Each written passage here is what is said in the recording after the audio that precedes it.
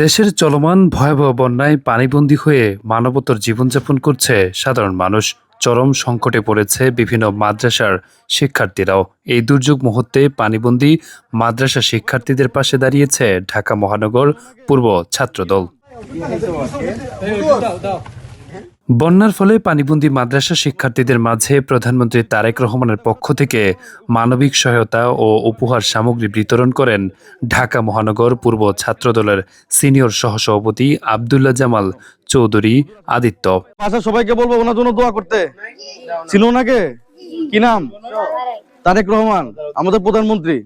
উনি তোমাদের কথা চিন্তা করে তোমাদের জন্য উপহার পাঠাইছে। ঠিক আছে, দুপুরে খাইছো?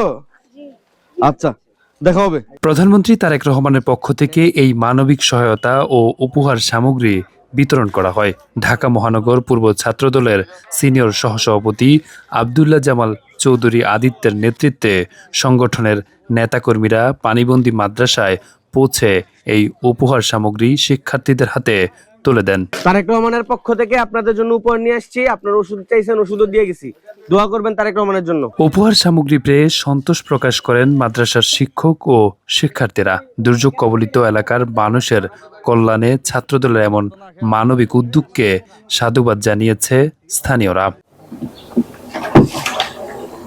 আরাফাত হোসেন, যুগের চিন্তা।